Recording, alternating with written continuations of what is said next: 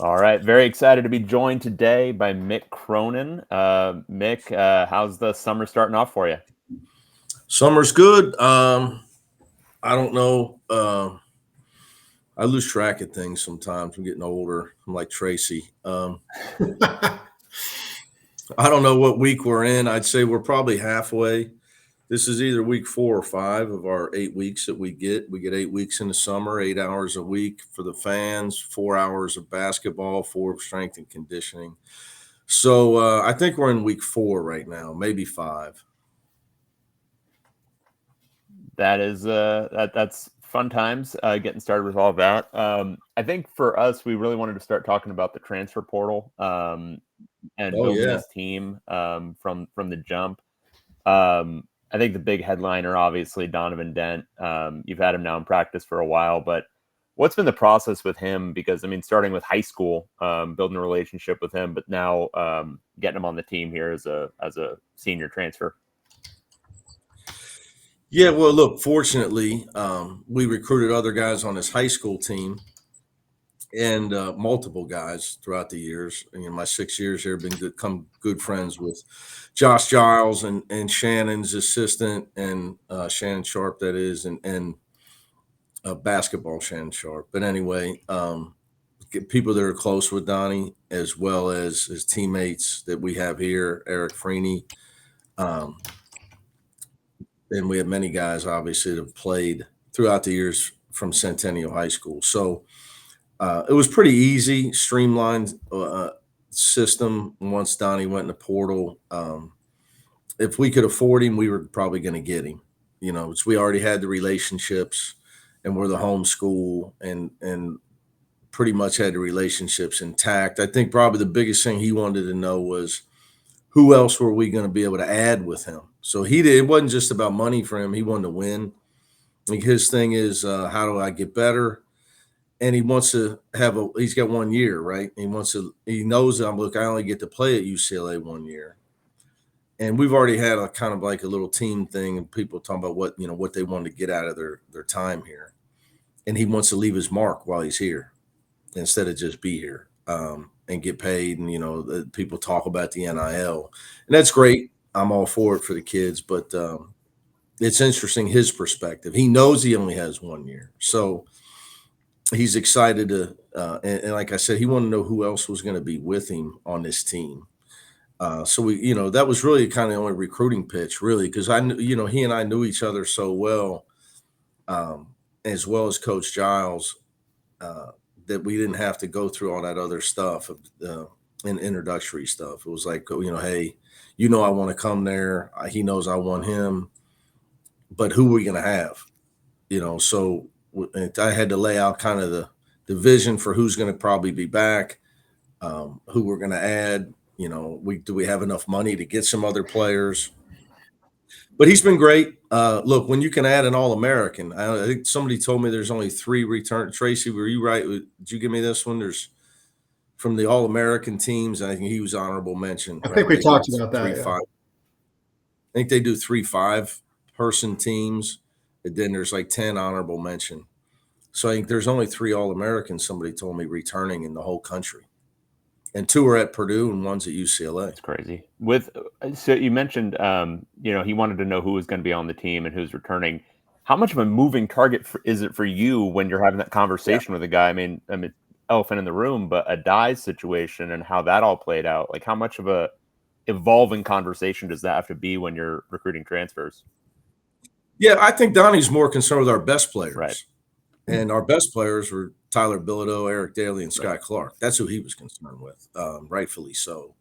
And fortunately for us, they are extremely loyal kids. They value the UCLA degree, and they value the experience here. And I think with those guys, they felt their career was being enhanced by playing with the coaching staff that we have, playing with each other, and playing at UCLA. So they would probably tell you, like, that's why they all agreed to return without a hard negotiation. And as you see on this interview, like I speak in all, like I'm a professional coach running a professional team. I just think you got to live in reality. And people always say, like, well, you're hard on kids. No, I try to tell them the truth, so they learn how to be a professional and live in reality before it gets them fired, and before they get away from me. And it's the first time that they've been in a situation like that, and they're not going to be ready for it. So I want them to be ready for it. So, and even with my assistant coaches now, I keep trying to pound into them that we're running we're running a professional team where everybody's getting paid. We have to allocate salary cap. We have to make decisions based on what we believe are the most important things that are going to let us have a good team next year. Says Tracy knows you're out on the recruiting scene in July a little. Okay, we're worried about next year when you start talking about recruiting. Well, how are we? How do the UCLA Bruins have another? We have a really good team, and we'll get to that. Knock on wood, we got to stay healthy. So, but how do we have one next year? So we just talk about, I tell them about professional terms and the realities of that. Okay, well, I'll give you two realities of that. Develop our guys that are not seniors, and Trent Perry's and Freeney, Free, we call him Free here, Brandon Williams, B. Will, and develop those young guys, Xavier, Booker, Eric Daly, obviously, our juniors, and everybody that's younger on this team, and retain them. That is way more important than some high school recruit, way more important to having a chance to win the following year. So, and then you got to develop them and retain them. And that'll be based on how much, your money you save to sign them next spring. And, you ask me what the rules are and how much money you're going to be able to spend. That's a whole nother Zoom, my friend. But we're going to have to touch on that, though, Mick. Yeah, we can touch on it. And I'll try to help people put their head around the fact that nobody knows the answer to that, and why. But first of all, how different was this transfer portal even compared to the previous one a year ago? Well, it's funny you say that, because if you and I, we talk a lot. So when they put this NIL stuff in and the portal in, there was a lot of hesitancy. There was a lot of abstaining. There was a lot of talk also about, well, this will go away. People aren't going to just keep giving money. And all it did was double and then quintuple. To answer your question, the spring of 24 versus spring of 25, people spent 5x of what they spent this spring before. I know. Literally, I'd say the average school spent 5 times more on their team this year than the previous year. I know you were anticipating that inflation, but was there still just a little element of surprise at just how big it got? I mean, some guys out there, the price tags they were getting was just stunning. The very top end guys, I understand, but there were some guys who I didn't consider top end who were getting $4.5 million. Well, I would even look, and that's top end. But I would say what happens too at the end is this year, when it was the Wild West and no limitations, that you have schools, especially I would say non-city schools, okay? And because I don't want to say leagues, just schools where they're the state school and there's no pro sports. But anyway, whatever, you could be, school X. And you have a pot of money, and say you tried to get Dave and Tracy and they went somewhere else. You still have the pot of money. So now you're going to go overpay for your third option because you got to get him. So what happens is that then it becomes an overpayment. And that's where you're sitting there. You guys are sitting back saying, well, why would that kid? Well, he's getting overpaid because he's the best available. Like, it's no different than why is so-and-so being drafted 28th? He's not that good. Well, if he's the best available, then and there's 2 schools that want him, he ends up getting overpaid. So as you know, there's a school out there that had unlimited money this year. that signed a point guard and vastly overpaid amongst everybody's opinion. Not mine, just, you guys out there. Us guys. And it's just, they want to win and they were willing to pay and they have an unlimited budget.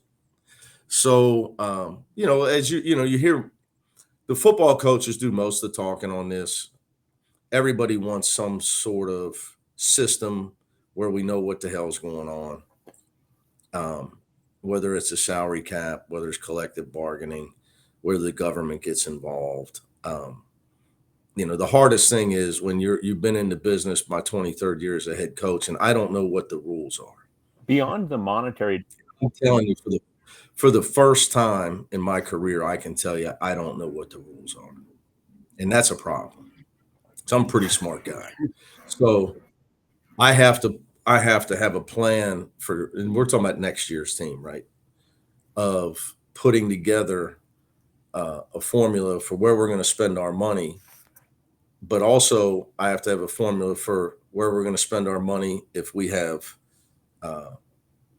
this much money or this much money, because you can't operate here if everybody else is going to go operate there.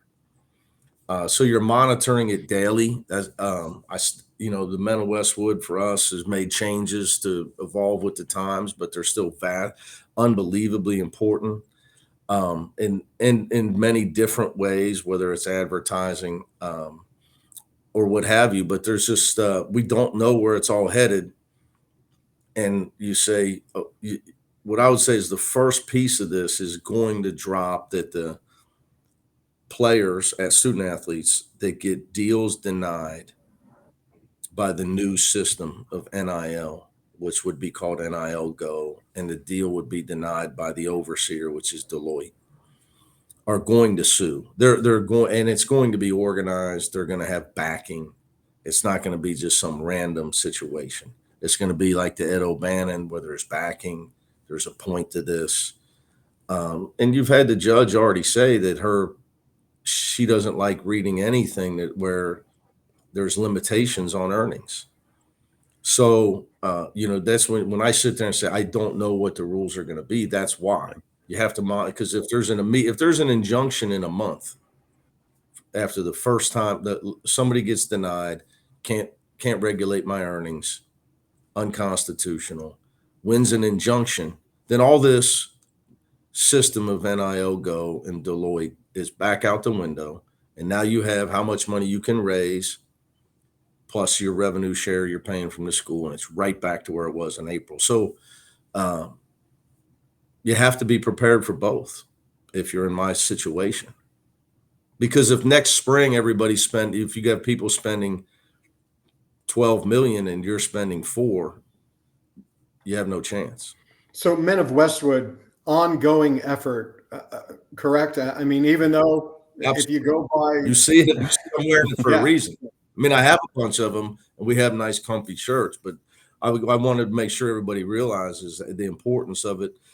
And it could be, say that the new system does take hold.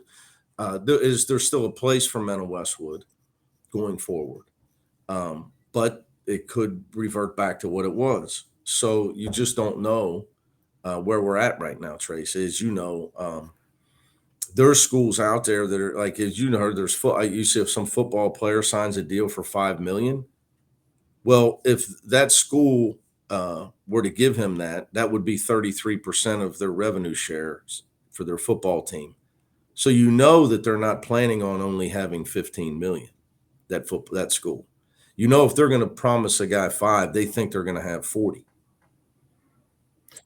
Right? I mean, so that's what's going on. And I am who I am when it comes to the honesty piece, for better or worse. So I won't sit there and tell guys, we're going to promise you this much money. Then these new rules stick and you only have 3 or 4 million, and now you can't pay the guy what you promised him. And there's a lot of guys in my business that just say whatever they got to say to get a guy, and then they try to clean it up later. And it's just, I don't operate that way. Beyond the monetary demands when you were going through the transfer portal, obviously those are increasing exponentially. Was there any kind of change this cycle? Because anecdotally, it looked like a lot more of playing time considerations. I want to get guaranteed a starting spot. Did you run into that more, you think, this transfer portal cycle than previously, or was it about the same? No, I mean, I would say it was about the same as the previous one. Older guys know what they're looking for, and I think we got better at it. Although, look, we had to completely save the day in the spring of 24 to have a solid team last year that we had. So we finally had some money to do it. But you learn, I think, with this team, there was some conscious decisions made of retention, who we were trying to retain, and then what we were looking for, in the portal. And I would say talent and character were my two big things, and fit. So the fit and also positional fit. So, obviously we wanted to get bigger and stronger at the 5 spot. Where Xavier Booker's 6'11", 245 with a 7'6" wingspan. Stephen Jamerson's at least 6'10", 245. And then we were able to bring in AP, Anthony Peoples, and he knows his role on this team, but he wants a master's from UCLA. So, he comes here for almost nothing. Stephen Jamerson could have shopped it. He could have, he averaged a rebound for every 3 minutes played. Analytically, guys, that is a draftable statistic. A draftable statistic. If you in college for your minutes played for your whole career, not just 1 year, if you average a rebound and he was, I think, 3.1 or close to it, like that's almost draftable number. So he could have went a lot of places for more money because we were almost out, but we were able to get Steve. Darren Savino did a great job. But Steve wanted to come to UCLA. He went to Crespi. He's from West Hills. Both him and AP want to be at UCLA. So and they're great guys. They're graduates. Jamar Brown, great guy, graduate. Obviously Donnie's from Riverside, played at Centennial and Corona. So you see a theme of local guys want to be here, but older. You got look, you watch the national championship game last year, guys. We were older last year compared to the team before with babies, but we were not near as old as Tennessee, who we played in the NCAA tournament. Not near as old as Florida or Houston that played in the finals. So in this era, I mean, we're running a pro team, and the older the better. But if I can be 23 and your average age is 20, unless you have 3 top 10 picks like Duke had, which, what are your odds of that? UCLA's had a lot of great freshmen. Obviously Kareem would have been one and Bill, but they weren't allowed to play varsity. They've had a lot of great freshmen, but how many were player of the year in the league like Kevin Love? How many were as good as Lonzo his freshman year? Most of them weren't. You won because you're older guys. So getting older, you could see, was a pointed point of reference for us. And then we try to retain our young guys that we feel have the best character in our program. That which I believe, if you have character, meaning if you have some maturity and work ethic, you'll get better. If you don't, you'll be the same player. I study my career of guys that played for me, and guys that were the same as a senior that they were as a freshman or sophomore is due to their work ethic and their work ethic and attitude. Not my might have been horrible, but the guys that get better are dedicated guys. I mean, you can be dedicated coach. Doesn't matter. You better have dedicated, guys, whether it's Jaime Jaquez, would be the ultimate example. But Jules Bernard would be a solid example. In my 3 years with Jules, he got better. There was calls for me to get rid of him after my first year with him. Then he ends up being a vital part of a Final Four team. He's just a great guy. But Jules Bernard played and worked hard. So we tried to retain those guys that we felt embodied the characteristics that would allow them to get better. So a lot of thought, but getting retention and getting older So I thought you learn a little bit. It's very rare, guys, that all of a sudden you're starting over, because people start saying, well, next year. I hear this a lot. You're going to have next year you'll have Trent back, and you'll have Eric back, and you'll have Xavier Booker back. Well, you don't know who you're going to have back. Everybody's a free agent. The day the season ends, your whole team can leave. So it's not a warm and comfy feeling for a coach to know that your whole team can walk out the door when the season's over. And if you ever change coaches, whether it was Indiana this year or Kentucky the year before, or USC last year, SMU, that whole chain reaction, literally these teams, their whole team left. They don't have a returning player, or did not have a returning player.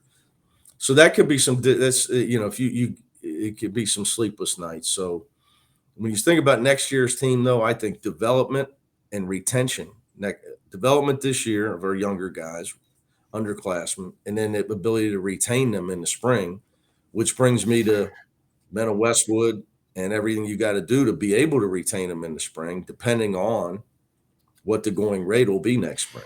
I'd say the other transfer recruitment that most people are probably the most curious about would be Xavier Booker, how that happened. He hasn't necessarily played the post much. He is kind of a freaky athlete. You could have probably gone for a 6'10", 260-pound kind of space eater, but you opted for him. Why did you decide to prioritize him? Well, again, because of the timing of Adai stuff, some guys were gone already. So then it becomes, who are the best guys out there? I think that he's a great guy. Xavier Booker is a great guy with great parents. I don't think it's really hard to ask for maturity if you recruit immaturity. And this, Tracy, you've been through many coaches here in the two sports you cover, right? Because you two main sports. You can't ask. You get everything when you sign somebody, right? You don't just get them. You get their parents or advisors and all that. You get everything, right? So I think synergy is important. I got on the phone with Xavier's representative. He's with Clutch, who are based here, and it was, what do you think? And then my thing is, well, what do you guys think? What do you want for him? And it's, as you said, Book played a lot in the perimeter, but he was 6'9", shot a lot of threes in high school. Now he's 6'11". He was 6'9", 205. Now he's 6'11", 245. And so to answer your question, to try to shorten it up, we all agreed that for Xavier to achieve what he wants out of basketball, he's going to have to be a big guy. And why would you be a pro prospect? Well, I'm 6'11", I'm long, I can run and block shots. I'm the fastest 6'11" guy in the country. Well, it's irrelevant if all you do is run to the corner and shoot threes. So we all agreed on everything. Now it's a transition for him. And Coach Savino's the best, though. Obviously, I'm involved. But, Coach Savino's tremendous. What he did with Adai was a miracle from the moment that guy came in. But all you got to do is look at Cody Riley's development, and go back to all our guys at Cincinnati. And look at Adem Bona. As you know, Adem Bona couldn't score in high school and became an ISO guy, and also his free throw improvement. So, I'm confident in our ability to make players better. So we were all on the same page is the real reason why, and he's got great parents. He's a great guy. And he was open to coming west. And it was usually when a guy comes west, there's a connection, whether it's with us. In Xavier's case, I think, when I told him, I thought I could save his career and get it back on track. And I believed, wholeheartedly if he wanted to follow my plan, it could work for him. Also, he had his best friend moved here when he was in high school. There's like literally his neighbor who he grew up racing Hot Wheels with when they were little kids till they were 17. He ended up, that kid moved here. So he's got a support system here as well.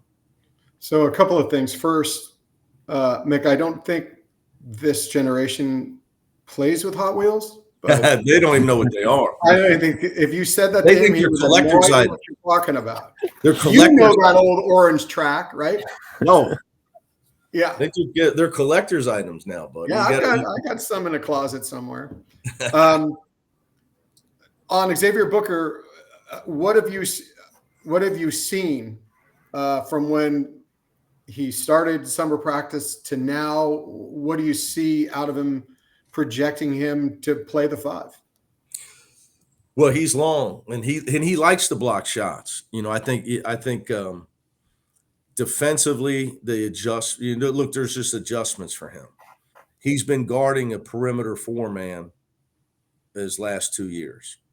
So teaching him how to play post defense is a huge post defense and post offense, whether it's pick and roll. Pick and roll is easy for him because he moves so well for a big guy.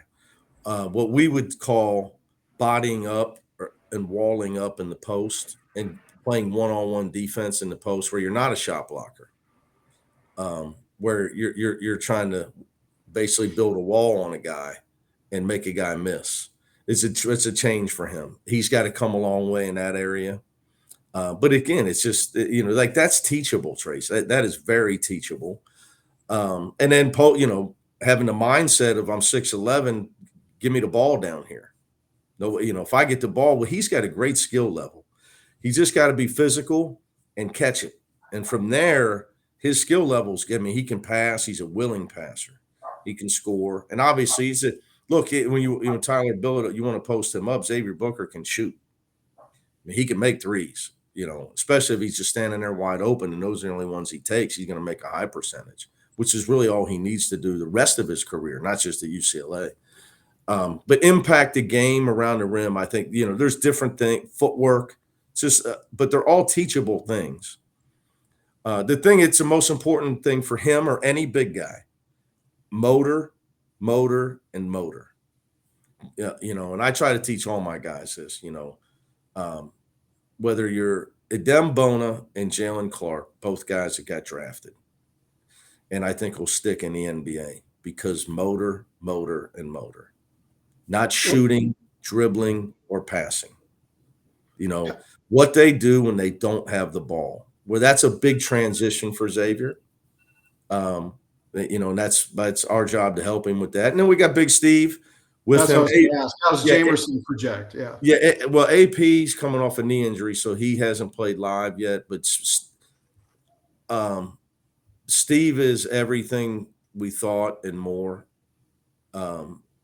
That he, you got a graduate, he's a veteran, he's smart, he is a big guy, and he knows it.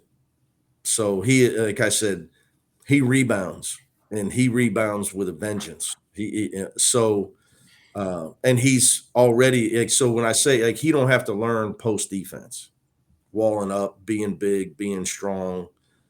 He's good at those things, and he, already.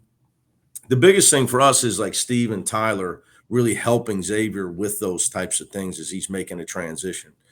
And because you're talking about two highly intelligent, great guys in Tyler and Steve, so we have a very mature team in that aspect. So that's an advantage for a coach.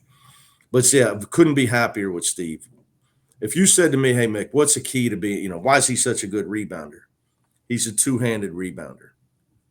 And if you watch kids, for lack of a better way of saying it, there's people that can dunk the ball and jump high off one foot that doesn't translate to basketball other than the fast break, which is irrelevant. Then there's guys that can jump in traffic from a standstill. And those are the guys that, and they can get up enough versus the guy that doesn't get up high enough, he has to then extend with one hand to get to a ball. Where if you can get up enough and go after it with two, you're going to get it. So dunks in transition really are just flash and meaningless. Well, as you know, because you sat with me enough in the summers now for 6 summers. I mean, AAU ball is bad pickup basketball, and it's just so hard to evaluate when a guy actually is going to take a shot that he would take in a real college basketball game.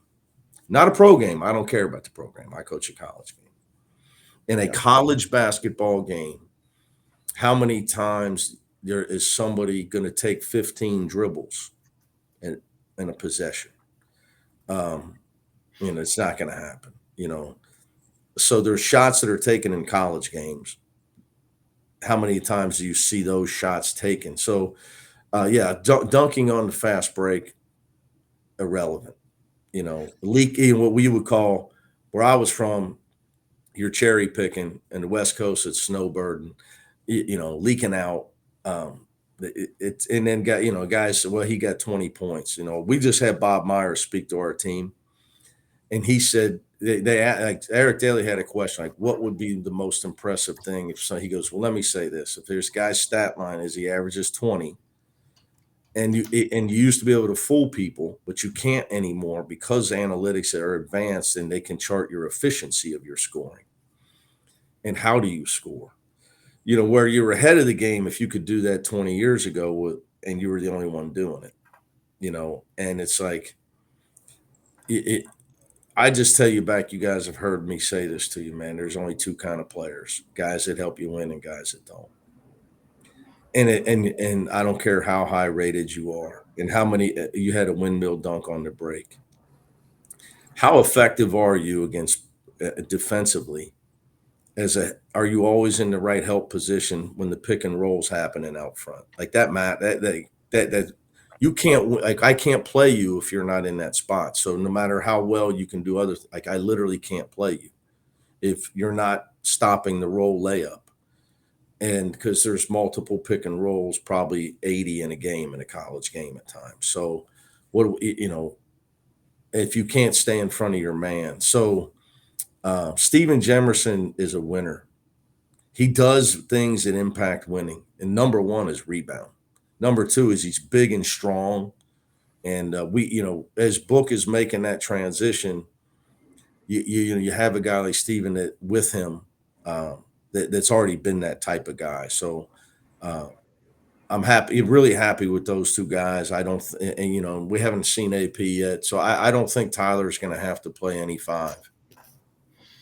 And how key is that, being able to play him at the 4? And how much do you see that, I guess, maybe improving his ability to just kind of get through the length of the season, not having to grind against the bigger guys in the post?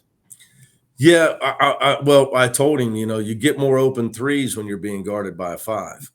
That's true. Than 4, But then he goes, yeah, but I can post up the smaller guys. I said, yeah, but then you can't. I'm all for that, and he just wants to win. So for him, it's about winning. Most guys, well, I want to be able to shoot more jump shots. Well, they're not going to just let you. It's easier as a coach to get a popping 5-man wide open shots, especially if, say, they're guarding with a 7-2 guy and he hits. Like, it's not that Brad Underwood at Illinois didn't know Tyler could shoot. It's what does he do when he's got a 7'3" big guy? I mean, that guy can't cover the 3-point line. So like he's got to live with something, right? And that's what he had. That's his choice of what he lives with as a coach. But a lot of people play small at the 4. So it'll be, it's going to, that part of the dynamic for Tyler will kind of be back to where he was at Oregon State, I think, where people are going to switch every time he pops. Then he's going to have to post up smaller guys, which isn't easy, in college because people pack it in, they help. And in the Big Ten, a lot is allowed to go on as far as fighting and holding and grabbing. It's not easy to get him the ball as much as, if you were to say to me, Mick, like, I do film evaluation, and Tyler didn't take a shot the first 13 minutes of the second half against Tennessee, that's why we lost. Like, if you were to say to me why you couldn't score, what was the biggest problem? No, turnovers at the end of the first. No, Tyler Bilo can't go 13 minutes without a shot, especially on that team last year. But it's hard to get him the ball. It's harder to get a guy the ball in the post when you're playing against a well-coached veteran team and they're physical. So I got to make sure he's part of our offense. Now he's got Donnie Dent. That helps. When you're playing with an elite passer that can beat his man pretty much at will, he's going to get you a lot more easy baskets. So that's a positive. But strategically, it's going to be different, right? Having Tyler in a different position. You talked about Donovan. Expand a little on what you've seen in practice, how it might change a little bit of the way you play. I mean, I don't think you've had too many guys who I would project that's going to have the ball in their hand and dictate the offense. Tiger did, but Tiger was more of he could really execute your offense and manage a game. Tiger could manage a game and still does. He went, like, if you looked at Tiger's 2 years in Europe already, he's won. He's just a winner. Donnie's more explosive. He makes just more explosive plays. Obviously, he averaged 20 a game last year. Had games of plus 40. So he's just a more dynamic player. Which hopefully you're look, if you really want to be a serious team, which everybody does, you have to be top 10 in efficiency in both. You got to be in top 10 in offensive and defensive efficiency, both of them. You can't just be there in one of them. So, like, if you tell me, hey, before the NCAA tournament, there's somebody that's 2 in offense and 80 in defense, I'm just going to tell you they're getting knocked out. Now, I don't know what round it is, 1, 2, or 3, but they're getting knocked out. You can't be 77 in defense, or you can't be 70, or you could be 5 in defense and 50 in offense. You're probably getting knocked out unless you become way, way more efficient during the tournament, and you're a different team than you were in the regular season. Now that's happened, but and I could give you examples of that. We were one of them in our Final Four run. Our defensive efficiency was way better than it had been. But with Donnie, you got a chance. He just creates offense, and he can go. I mean, he's just such a weapon. It's like he's running without It's like he's not even dribbling, but he is. It's hard to describe, when he's coming at you. And when he's doing it, he can see that the guy in the corner is wide open. So you become a much better coach because the ball goes to the open man. And look, with that, you got to give him some leeway because he's making a lot of plays. But he does need to cut down on his turnovers. If he knows his 2 things: become a better defender than he was at New Mexico. And he's going to get a little more rest. He got none there last year, and be more efficient with his assist to turnover. But he changes everything offensively, Tracy. As soon as you come watch a practice, you'll see. What else have you seen from some guys in practice like Trent Perry, Eric Freeney, Eric Daly? What have you seen in their development? Well, we'll just go. Let's start older to younger, right? So, Eric is obviously going to play more on the wing, which we played 4 out last year. But I think my hope is that we'll be a much better rebounding team. And when Eric gets a smaller guy, he is so big and strong for a guy his size as a wing player, and he knows how to. Nobody can. Eric Freeney's the toughest guy as a guard I've ever coached, physically and strong and tough. He's the only guy that Eric Daly can't just put in the rim. The only guy. So he's, and it's okay. How does he do that from the wing? And he's got to defend wings. So Eric's, his foot speed. He and Tyler's foot speed, you start talking about strategic things. that we're going to have to do to make sure we're, again, a top 10 team in offense and defense. Those guys got to be able to stay in front of the ball on switches, and not just their own man, they get caught in a switch. So we're going to have to, we work hard with them with that. That's going to be a big emphasis for us. And then obviously, is that improving quickness, or is that like a mental thing to, I always say this, look, there's been a lot of guys, Dave, that are great players, and they were effective defensively because of their smarts. Look, you got to, when it comes to defense, you got to look, who are you and who is he? And if you're not thinking that, like, hey, he's like, I tell Xavier Booker, he's 6'1" and you're 6'11", it would back up. Okay. And he can't make him shoot over you. It's just who are you and who is he? So like, you got to have a heightened awareness whether the guy's a shooter or a driver. So, smarts is really important. Obviously, you can recover much better if you have foot speed. But if you have intelligence and foot speed, then you're Jalen Clark, and anticipation skills, you're one of a kind. But, that's going to be a big thing for us. Have you seen that improved with Daly from what you've seen in summer? Because we know he's been working on it. Yeah, we're look, I'm not a believer. I'm here. I'll give you a line. I think you can lose games in the summer. I know you can't win any games. And you say, well, okay, explain that for everybody. You can beat your team up to death in the summer, and some guys blow up the 4-hour rule. I don't. We go 4 hours. We don't blow up the rule. And I try to, there's things that people say, man, that guy complains. Yeah, because today's kids, when I say they're delusional, it's because everybody's told them everything that's not true. You're great. You're a pro. You're not. You're 15. So you're clearly not.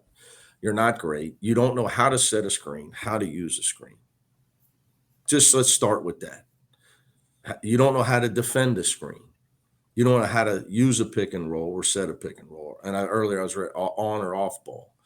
Like you don't know when to cut when your man turns his head. So there's so much to me that if you're going to be upset about it, and you got to help these kids. And that's where I am. I tell them the truth. Like you have to learn these things, and you need to learn them now because they don't even have time to teach you. You go watch a training camp in the NBA, and in the first day they're doing two a days, and they're putting in 40 plays in 2 days. 40, and I'm not exaggerating. They're putting in this play, and they don't have time to. Well, if you don't know how to, you got to be able to pay attention. So when you say, well, Mick Cronin holds them accountable, well, he really makes them pay attention. Yes, so they can hold a job. And I talk in pro terms. That is a job. It's not playing. Little kids play. Pros, they're basketball jobs, and they are now in college. So we spend a lot of our time on that type of stuff in the summer that I think that they're deficient in. And it's just because of the American system hasn't taught them that. Because instead, they spend every weekend from April to August playing AAU basketball. How about I would say you and tell me who gets better doing that. You spend all your time traveling in a van or in a hotel. You warm up for 3 minutes and playing an AAU game where there's no help defense. I mean, they're tackling people. I mean, it's just crazy. It makes no sense. There's no screens being set. And the trend now is, in AAU is everyone's zoning. Zone. The whole thing is a zone. Well, because nobody will help because you don't have practice. So how do we stop the drive? Well, we'll just stand in a 2-3 zone. And just stand there and hope they can, you can't even judge sometimes if anyone's a good defensive player or if they can get around people because they're trying to do it against a packed-in zone. So yeah, who can play in a real game? Who can think and play in a real game? But my problem is for youth development. If you spend age, I talked to my friend Jeff Kaufman, who ran a tournament over the weekend. He said in Vegas, and it was like 4th, 5th, 6th, 7th, 8th grade. Like, why are those kids playing AAU? Let's learn how to dribble, pass, and shoot. Then let's learn how to screen and use a screen, like real things that happen in real games. So that's the problem. But when you waste 6 months of your development time, and like I'm friends with Rip Hamilton. He lives in Sherman Oaks, and different guys like that have kids that play now. It's like they ask me my opinion, and you're just so, and literally you might want to move to Europe. And so your kid can be trained a certain way on how to play the game. And it's not AAU. That's all for branding. It's all for the shoe companies, and it's all for branding, and it doesn't help anybody. And all you got to do, guys, is don't listen to Mick Cronin. Listen to Steph Curry. Listen to Andre Iguodala. Listen to the NBA retired guys, because now they go out and see it, and they're like, whoa, what is this? This ain't helping anybody. Because back, even those guys, they came from an era where it was basketball camps. AAU hadn't expanded to become the commercial. It's such a commercial for-profit enterprise now that, there was still a guy, the guys that were from the camp scene that actually didn't spend their whole summer traveling and sitting in hotels, that they did get instruction. So I remember those days. Yeah, and those guys, just watch what they say. Google NBA players commenting on the youth basketball, and they all say it. They're sounding an alarm on this is a problem. So the rest of the team, Trent Perry. Trent would be next. I couldn't be happier with Trent. Look, it's just common sense. He didn't get to play a lot last year because he was not on a tanking team. So, again, I try to, now that I'm running a pro team, I try to talk a lot to friends of mine, Neil O'Shea, elite NBA executive, Lawrence Frank, Bob Myers. Okay, those 3 guys. I try to talk to them as much as I can in conversation, just because in my mindset. And Bob had a great line. He's like, if you get drafted by a tanking team, because you can't get better in the NBA in practice. They don't practice. They play 82 games. So it's hard to get better if you're on the Golden State Warriors during their title runs. So it's hard for a young guy. You don't see how much Trent was getting better because it's in practice. We practice more than we play. So you can get better in college if you don't play a lot. And that's kind of how most guys used to do it. I mean, the average was you practice and, for 2 years, and then you play more as a sophomore. Kenyon Martin, I coached him all 4. Your junior year, you're all league, and your senior year, he's National Player of the Year. Now, it's because you practice more than you play. And the guy was just an unbelievable worker. And because Kenyon says some wild stuff people don't know about him, he was the smartest basketball player that I ever coached. But he ate work alive. But Trent is such a worker. That's why I bring that up. Trent eats work alive. He loves the game, and he wants to make it, but he's not afraid to do hard things and challenge himself. We need him to be a great shooter this year. He's always, obviously, his pick and roll game, his ball handling's getting better. He's got to do 2 things for us. One, guard the ball better. And as a freshman, it's a shock that when you get into Big Ten, every guy you're guarding is really, is good. And they're really good, and they're 22.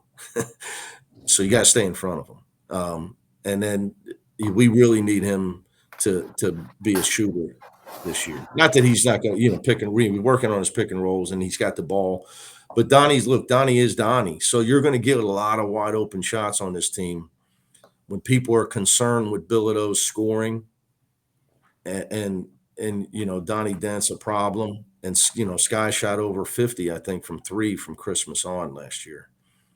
But there's a reason I wanted to keep Trent on this team. I believe in him and his trajectory because of his character. He'll just keep getting better because of his character and his work ethic. How about Eric Freeney? We've heard a lot about him.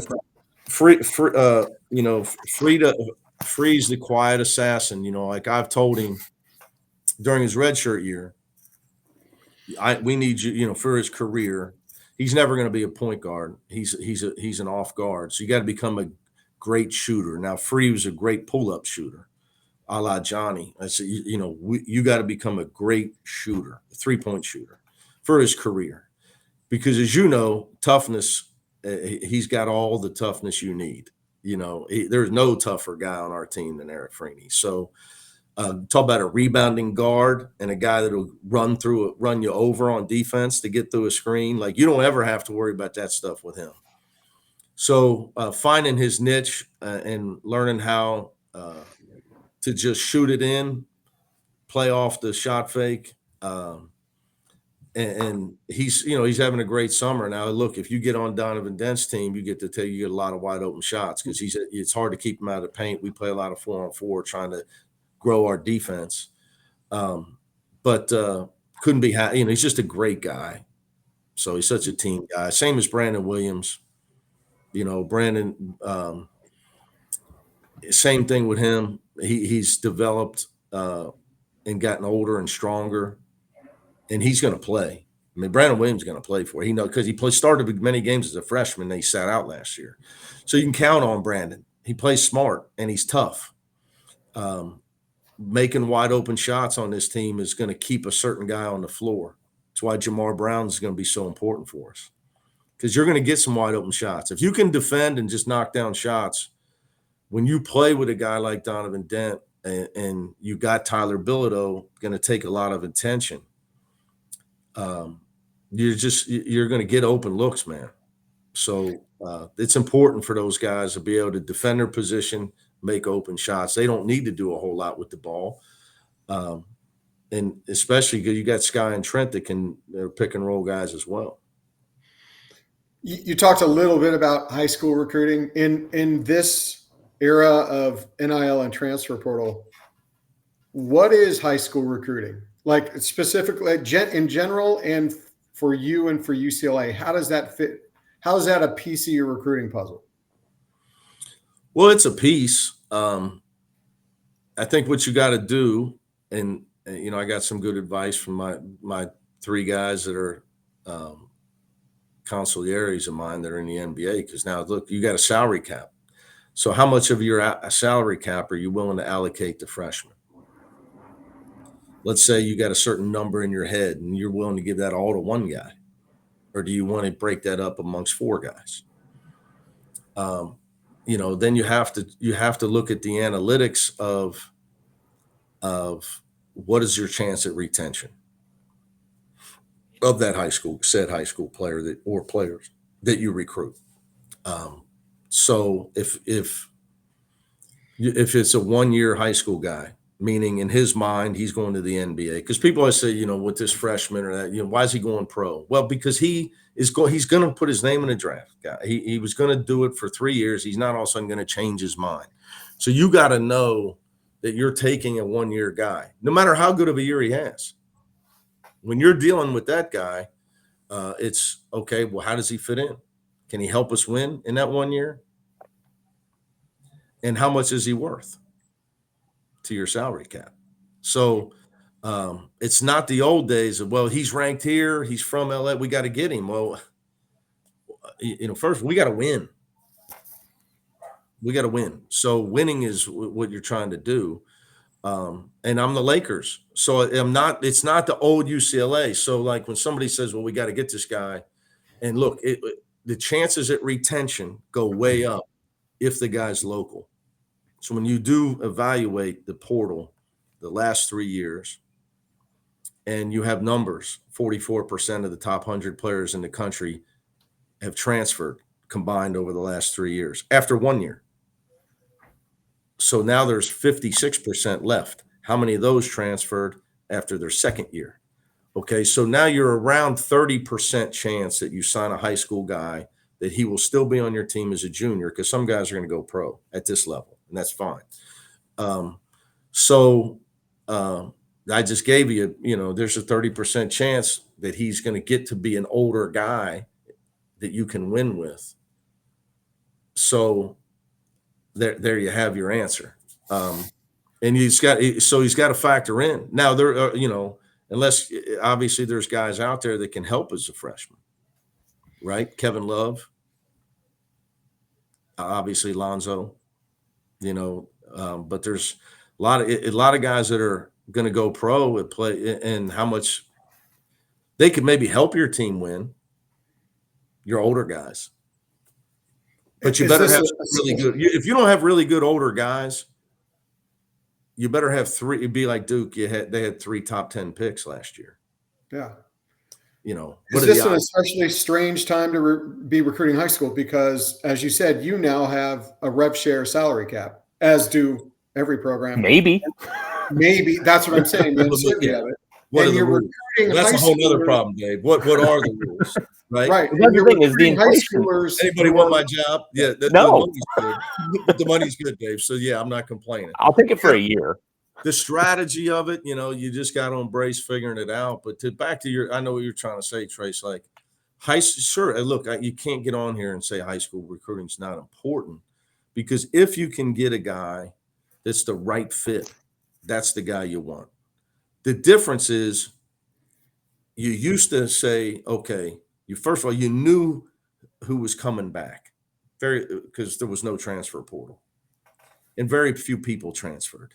So you could look at your board and say, okay, you had a board. Here's next year's team, and here's what we need. And by the way, the only guys we can get to go up on this board next year is if we sign high school or junior college guys. There's no portal. Because if you signed a transfer, he had to sit out. Right. So you had the board, and you knew what you needed, and you knew you had to get it through recruiting. Now it ain't even recruiting, because you can spend all this time recruiting, and somebody else comes in and offers Dave twice as much money. And then Dave can go on 247, and he's going to say that he picked school X because he bonded with the coach. He's going to say all that crap. And the truth is, he got double what the school that he really wanted to go to, that really did recruit him for a long time. But he was going to go over there because they gave him double. So that's why I said, like, it's who you're going to sign. Like, I don't even use the terms. I've got to try to flush it all out of my system, all out of my staff system. And it's hard. It's harder for them because they don't deal with the money the way I do. The coaches focus on scouting, player development, relationships, which is recruiting, what we call it. I keep them out of the money part. I don't. I'm the one that's got to go raise the money anyway. Nobody's giving money to assistants, so nobody wants to see Coach Savino shank a drive to the right. They want to play with me. You had to get that in. I had to get it in. Yeah, I know you had. Because he will watch this, so I had to get that in. Oh, he played really. I took him out with one of our top donors, Tom Hacker, took us to Riviera, and Darren shot 91. I was really proud of him. I mean, literally, like, at Riviera, I was like, I almost literally wanted to, like, put him in the Hall of Fame for that day. But you have to talk in pro terms, because, like I said, the old days, you need to sign 5. You were losing 5, so you better sign 5. And that's not the case. You could lose your whole team. And by the way, everybody else is doing the same thing. So you say, well, what do you mean? Okay, you can't replenish. For us to win in 26-27, okay, the most important thing is development of Trent, Eric, Free, all these guys, right? Book, everybody that's not a senior. And then retain them. Develop them so you want to retain them. and they're winners and talented, and then retain them. That's step one. But you got to retain them. That's, they got to pay them. And then it's okay, who are you going to add to the mix? So yeah, I'd love to get the bet. If you were to say, hey man, give me Kevin or Lonzo. If I can't get them, then give me some high school guy that wants to be at UCLA, that's got a huge upside, with a great attitude. But I got to be able to fit him into the cap. Yeah. Got to be able to fit, because you can't go spend all your money in November. Because not when you lose Donovan Dent and Tyler Bilo and Sky Clark in April. Yeah. So again, it's not recruiting, it's signing. And how much you're going to sign them for. With an unknown salary cap. Very cool. That's a whole nother. Well, like I said, we got to prepare. That's why Men of Westwood's so important, and the efforts of the board and Ken is so much appreciated by me, because even for them it's gotten more complicated, and they're doing it for nothing. So yeah, you got to be prepared for both, Dave. Yeah. From a financial standpoint. But I can't say it to you enough. Like, yes, our kids do go to school, and I do don't coach for the money anymore. For me, my message to people is still this: if we didn't have NIL and revenue share, and we had practice tomorrow, and it all ended today, okay, the president came down with one of his famous executive orders, and it's all out. We're back to college, and the Supreme Court backed him, and it's just back the way it was. Every guy on my team would be at practice tomorrow. Every one of them. They did not ask for this, so you can't blame the kids. And same thing with the portal. They didn't ask for the portal either. So you can't blame Donovan Dent, who's from LA, that not only can he make more money at UCLA, he can come to UCLA at home and where he wanted to go probably as a little kid. So he didn't create that rule. So don't be mad at the kids. And the last thing is, like, for me, people say, well, how do you coach them? They're making money. That shouldn't matter. One, because I don't need their money. Okay. We don't need their money. We got our own money. So, like, people around them want to treat them different because they need things from them. I don't. So no matter how much they may be making, the government's taking half, and it's all going to be gone at some point. Unless their families are grabbing it and saving it. And yes, we bring in financial people. We do everything that accountants. We try to coach them. I beg them.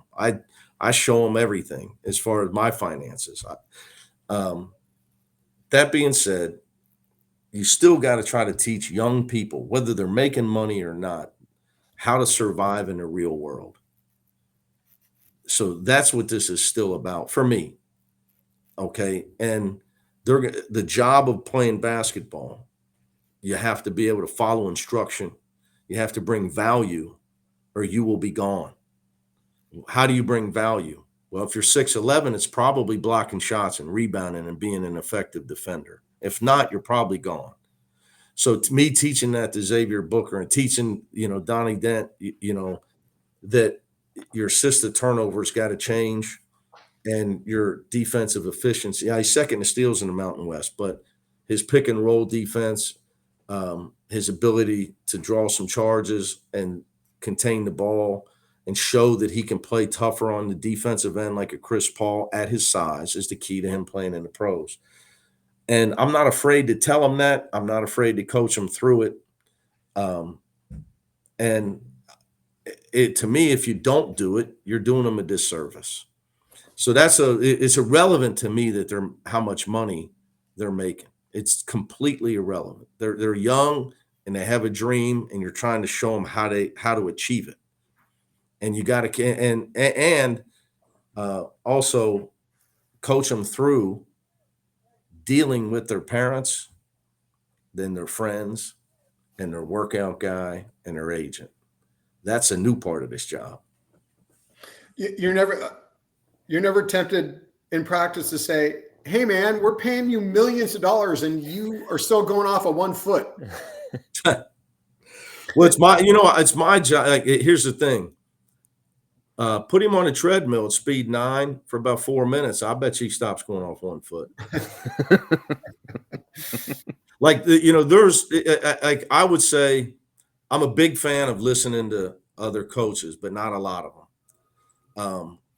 I'm just, I think this is maybe getting older disease, but there's just so much. I just think that guys are full of it. But the guys that I respect, like Mike Tomlin, you got to run to coaching, Tracy. I think so many, his line he talks about is, would be easy if everybody went off 2 feet, right? Like with Xavier Booker. And that's a great example of me running to coaching. Okay. It'd be great, if he comes in, he's 6'11", he said, "You know what, coach, I'm going to become a big guy and block it. It's going to block every shot. I got it. Don't worry about it." No, I'm going to have to teach him footwork. I got to change his mentality. Now you're going to bang a lot more. So your conditioning has got to get better, your mentality, your toughness. So I think you got to run to, I'm a believer in run, like Mike Tomlin's line. So I'm stealing it. You got to run towards coaching. And that's what, and then kids know that you're trying, even though people see me and, because I'm Irish and passionate, I hate to lose, that the kids know, like, this guy's trying to make me a better player every day. He's relentless, and I am relentless, which doesn't make me easy to deal with because I don't take days off. So I'm trying to train those guys to be who they want to be, trying every day to give them that formula. That's why I'm still, and I lose the passion to do that. But I just think that, if it was easy, everybody would do it. And they like, I tell Martin Jarman, you pay the captain of the cruise boat. Anybody could sit up there when it's sunny and hold the wheel. You pay the captain to steer the ship through the storm. In this case, the storm is NIL, revenue share, and the transfer portal, and figure it all out, man. And it becomes a puzzle and you got to work your way through it. And obviously there's been a lot of people help along the way, to which your website has as well. And I'm appreciative of that. Okay there, Coach. Well, we appreciate you, Mick. Thanks for taking the time. We covered every player. We got everything. Actually, Sky, how's he doing after everything? Obviously a tragedy in his family. It's just look,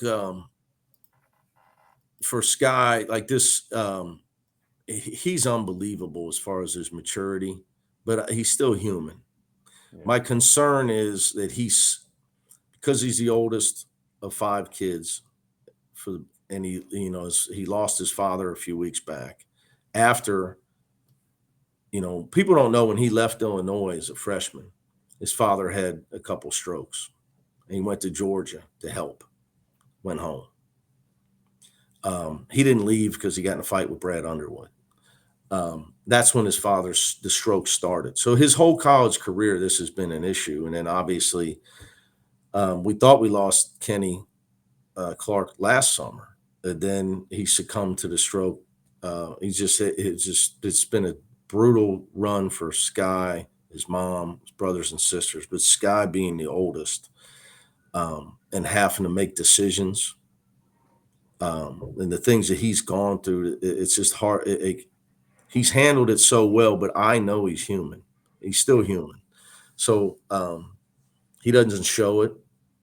The day of his dad's memorial that they had at Pepperdine, we had practice. I was like, "You want me to change practice?" He's like, "No, we're going in the morning." And the memorial was at 3 that day. And I was like, "You sure?" And he's like, "Hey, the guy's, he's been great, but having some closure." And then I just think my big concern is he needs to let himself grieve. Yeah. But I think getting this behind him. So kind of this summer for him right now, I'm more worried about making sure he's okay mentally. I'm not worried about him as far as the season. Yeah. He's a winner. He's their toughest. He's our best defender. That's why he was always in the game last year. He's got sure there's areas I want him to improve: his passing, his decision making, his ball security, and just being a great shooter all year. But talk more. So I got my issues with him, but right now I'm just trying to make sure I give him some space, and I want him to give himself some time to grieve. It's been tough for him, but. Like I said, he only played 13 games, so maybe there's a chance everybody else gets a waiver. Maybe he'll have another year. Maybe we could. Oh wow! Okay. That could be cool. Everybody else wins them. Hey, one other thing. Now I remember. A job board at UCLA put up an offer for an assistant general manager. Yes. So that means that you are going to hire a general manager too, I would expect. No, you're looking at him. And I got Bob Myers I can call all the time. Okay. We can't hire Bob, so he's on the UC Regent board, so he's got to help all the schools. He can't just help us. We need what we're looking for there is a younger person that's tied into the agent scene. Because the transfer portal is going to be 80%, 70% of your recruiting. So that's to have it's somebody that's just focused on that during our season and not our season. Because the conversations and the relationships with those people, I just like, for an example, people say, "What the hell do you mean, Mick?" Like your listeners. Here's what I mean. Spring comes, portal opens, multiple players enter the transfer portal with a do not contact tag, which means they've already picked their other school. Yeah. And you can only contact their agent. So agent relations is become big with that. And then, in the you've heard me referencing analytical things of like, what are the percentages of freshmen that are leaving? What are your chances of retention? What impacts that? Being local gives you much more chance at retention. Sure. For a young developing player. All things that, I could just have somebody working on that. I mean, ultimately it's no different than recruiting. It's just now I don't use that term. It's signing now. Who are you going to elect to sign? Even your returning players. Who are you going to elect to sign to a contract for the next year? We're just not a college. Yes, we represent UCLA, but we're a professional team now. Yeah. That's just the reality where we're at. So anyway,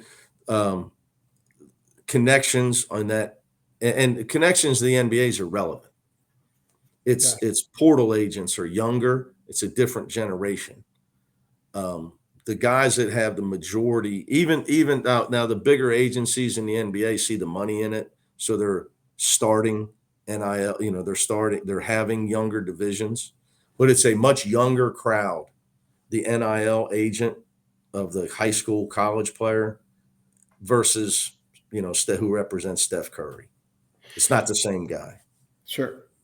One other thing we forgot, and scheduling. No, well, we could do that too, but I don't want to take you for too long. But David Singleton. Yes. We didn't talk about that hire. Just really quickly. Yeah, I look. Well, you and I talk a lot, but I knew when I was coaching David that he was going to become a coach. It was just how long was he going to try to play, and did he want to go overseas, which he did not want to do.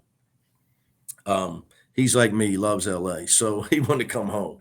So David is, because of the way he grew up playing at Bishop Montgomery and working with his dad. He has been coached hard. He has been trained hard. David is he's a guy that he believes in training and coaching and working. It's just who he is. Like there were times as a player I'd say, look, hey, I love your dad, but like we need you need to rest a little bit, dude. Like he would overwork. So David's is just going to be such a great hire for our players, because he doesn't have an office. I told him his office is the gym. Just be in there, not just be in there early, before and after, just because that's what he loves to do. Obviously, we all know he's one of the best shooters ever in the Pac-12, and guys are going to, they gravitate towards him. Sure. Because he's just, he's trying, he wants to help kids. He's the ultimate team guy. When he played, he was always team first, never me first. So you could tell by the way I talked about him back then, how important he was to how good we were while I coached that group of guys. He was a big part of that, not just his shooting, but his infectious attitude and his coachability. And, if I needed to get mad at somebody, I could get mad at him, and he would look you right in the eye and say, "Yes, sir." Great parents, so it's just great, But it's really good for our players. But I'm excited because a lot of guys that you want to hire end up they play forever. Then they make a bunch of money and they get married with kids, and they can't start on the low salary. So Dave's young enough, you got to come in. Guys want to come in, they want to come back at Coach Savino's job. So it's, and they're 30 and they're 32 and they've done playing, and they got, a family. And, so it's good to start young. I think Dave made the right move. He's going to be a great coach. He's already making a positive impact on our program. So, and look, and it's great to have a Bruin, a guy that, nobody loves the blue and gold more than Dave now. He loves UCLA. He bleeds UCLA. Got it. Anything else there, Dave, or did we? I think we're tapped out. Yeah. We could go. Yeah, the schedule will probably come out. It's late. What's it? Late July. You got most of the non-league schedule. The Big Ten, people ask you, they don't really put that thing out. They put out who you play, which that's already out. But as far as like when and all that, it's usually post Labor Day. Yeah. And it's going to be, it's just TV runs the world. It's just, they got to wait for TV. Yep. There's a hierarchy of who picks first and all this crazy stuff. It's boring, but yeah, they literally have a draft between Fox, CBS, and NBC, because we have all three at the Big Ten. Okay. So they literally draft games. And then they got to factor that in and try to make it all work on what day and who plays who when. I'll leave you this one because I haven't said it publicly yet. The Big 12 is at 18 league games. The ACC was at 20. They rolled back to 18. The SEC's at 18. We're the last league still at 20. So this is the beginning of my mission.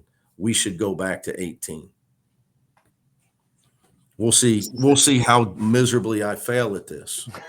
I threw it out there in the league meeting. Nobody had any interest talking about it. My friend Buzz Williams tried to help me.